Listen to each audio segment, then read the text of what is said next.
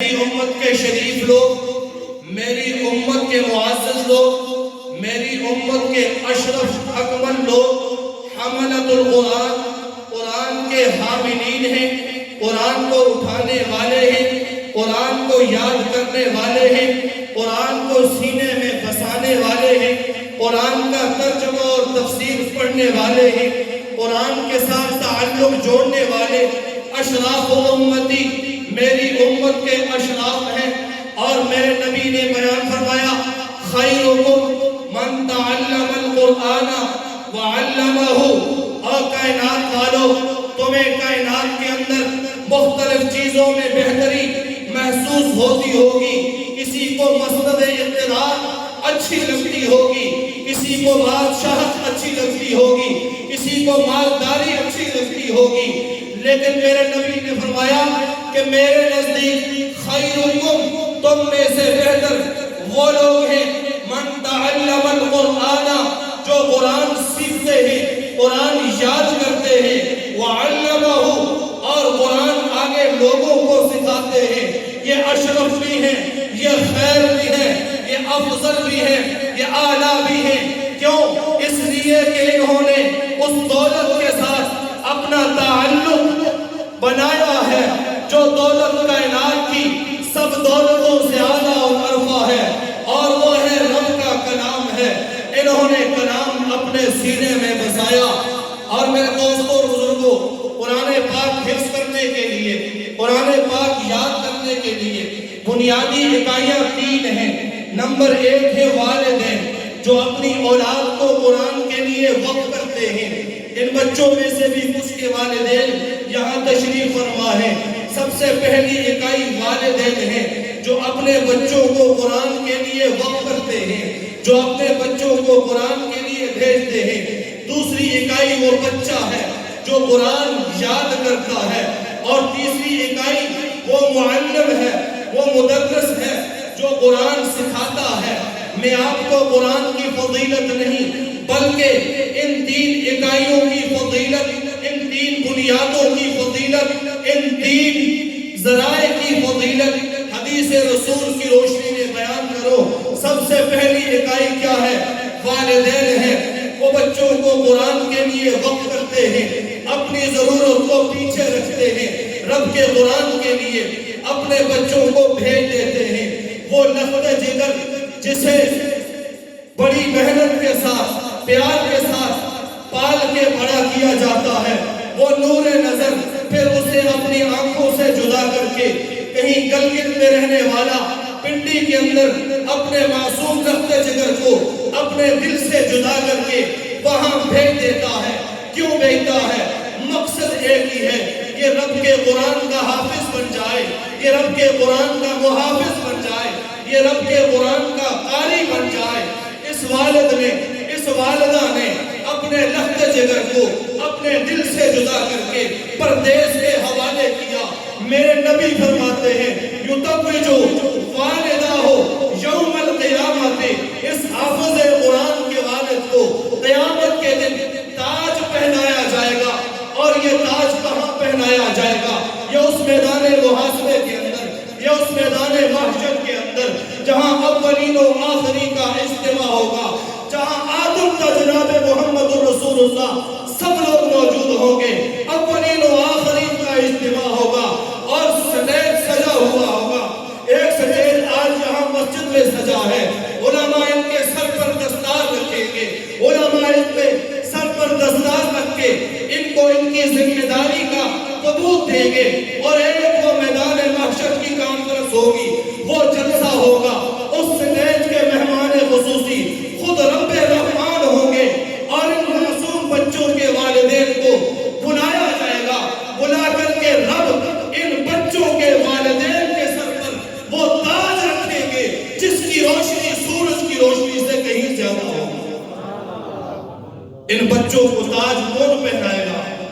ان بچوں کے والدین کو میرا رب تاج پہنائے گا۔ کیوں پہنائے گا؟ کہ ان والدین نے اپنے اس لفظ جگر کو، نور نظر کو قرآن کے لیے اپنے سے جدا کر دیا، اور اس کے انعام میں رب نے والدین کے سر پر تاج رکھا۔ صرف تاج ہی نہیں رکھا، صرف تاج ہی نہیں رکھا، اس کے آگے میرے نبی فرماتے ہیں فشفعہ، پھر یہ بچہ، یہ حافظ قرآن اپنے من اہل بیتہ، عشرا من اہل بیتہ، اپنے گھر کے 10 افراد کو سفارش کے ذریعے جنت میں لے کر جائے گا۔ یہ 10 وہ ہوں گے وجبت لہم النار، جن کے لیے جہنم کی آگ واجب ہو چکی۔ یہ کوئی چھوٹا منصب نہیں ہے، پہلی اکائی والدین ہے۔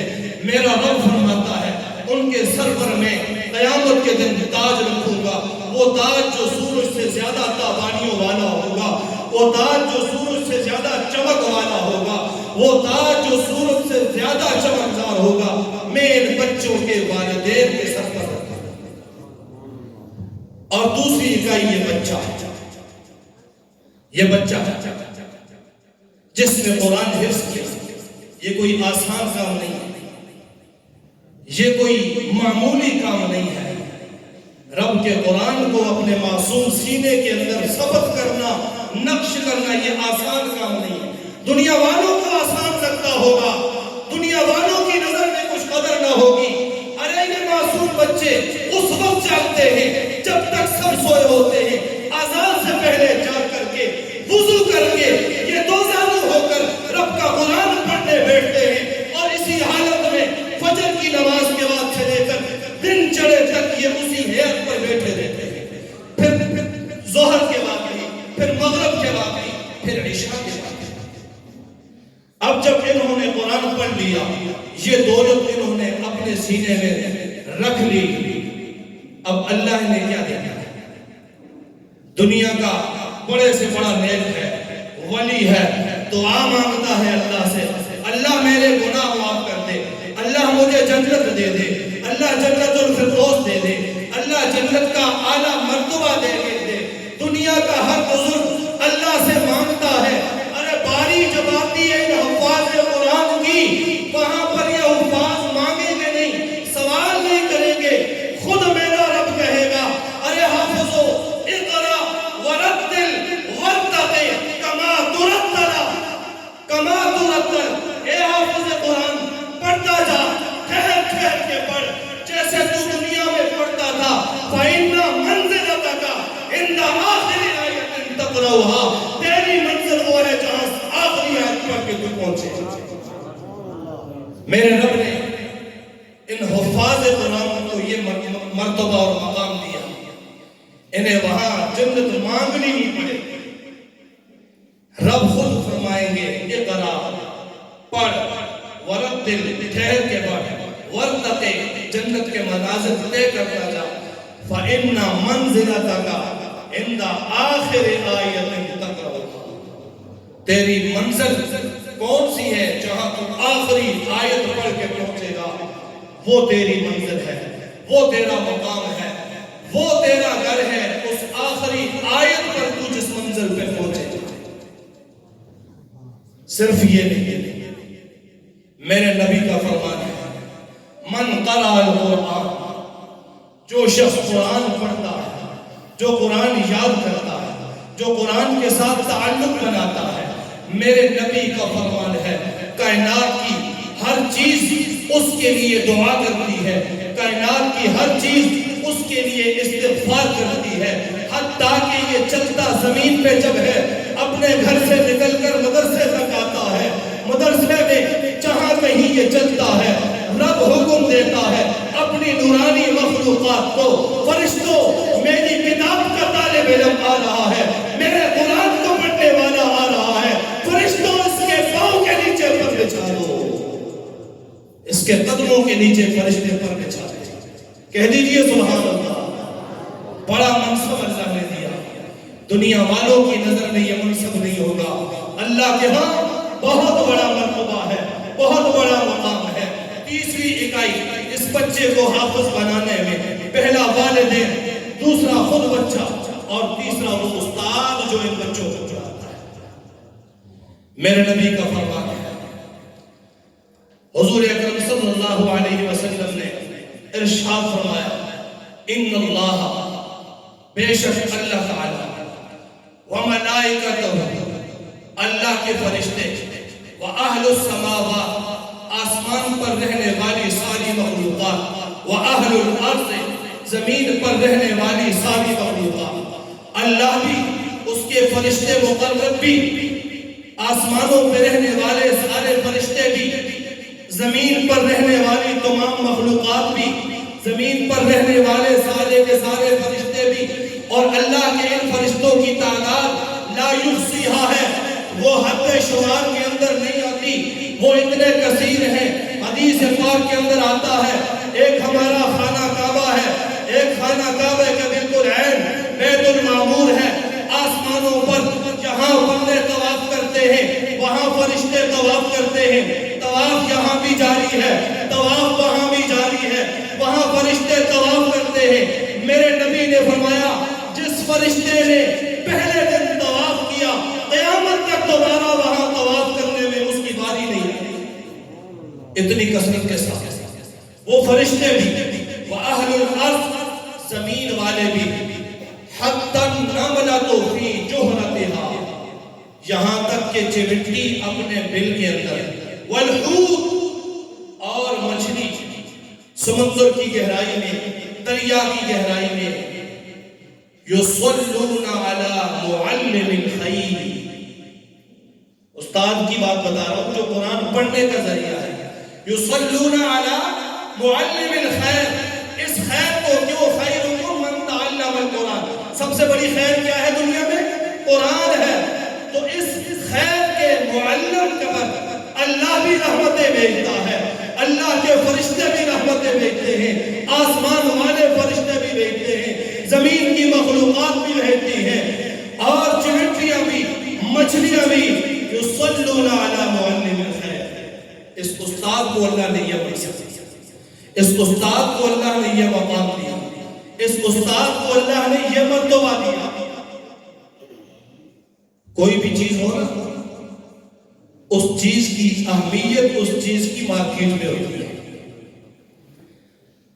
یہاں زمینوں کی مارکیٹ ہے، یہاں پٹواری کی عزت ہوگی، آئے گا تو گاؤں کے سارے لوگ استقبال میں ہوں گے، یہاں گرداور اور تحصیلدار کی عزت ہوگی، یہاں ایسی اور ڈی سی کی عزت ہوگی، وہ آئیں گے تو لوگ سارے کے سارے سارا کام چھوڑ کر دن بھر خواری کاٹیں گے، ان کے سامنے کھڑے رہیں گے، ان کے ساتھ جائیں گے، اور اللہ کے ہاں جس کی قدر ہے وہ کیا ہے بھائی؟ وہ اللہ کا قرآن ہے، وہ اللہ کا فرمان ہے، وہ اللہ کا دین ہے۔ تو اللہ نے کائنات کی ہر چیز کو معلم خیر، خیر سکھانے والے کے لیے دعا کے اندر لگا دیا، کائنات کی ہر چیز اس کے لیے دعا کرتی ہے۔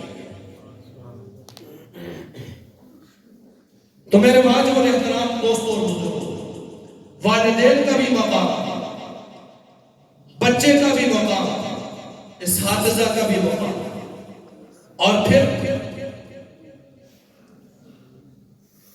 ان کے بعد آپ سب کا مقام، آپ سب کا مقام۔ اگر آپ ان سے محبت رکھیں گے، اگر آپ ان سے پیار کریں گے، اگر آپ ان سے شفقت والا معاملہ فرمائیں گے، میرے نبی کا فرمان ہے من تشبہ فہو منہ، جو شخص جس کے ساتھ مشابہت رکھتا ہے، تعلق رکھتا ہے، قیامت کے دن انہی میں سے وہ اٹھایا جائے۔ حافظ قرآن کے ساتھ اگر محبت ہے، حافظ قرآن کے ساتھ اگر تعلق ہے، عالم دین کے ساتھ اگر محبت ہے، تو قیامت کے دن اللہ تعالیٰ اٹھائیں گے کس کے ساتھ؟ ان اس مخلوقات کے ساتھ اٹھائیں گے، علماء کے ساتھ اٹھائیں گے، حفاظ کے ساتھ اٹھائیں گے۔ تو الحمدللہ یہ ادارہ کچھ عرصے سے یہاں پر کام ہو رہا ہے، اور آج جو ہے وہ 6 بچوں نے یہاں حفظ مکمل کیا ہے، 6 بچوں نے حفظ یہاں مکمل کیا ہے، اور 12 بچے ایسے ہیں جن کا حفظ ہو چکا تھا، اس مدرسے کی طرف سے وفاق المدارس کا امتحان دیا ہے، اور یہ سارے بچے ان کی تربیت میں، ان کے کھانے پینے میں، ان کے نان نفتے میں جس آدمی کا بھی حصہ بڑا ہوگا انشاءاللہ دن قیامت کے وہ ان کی شفاعت کے مستحق ہوں۔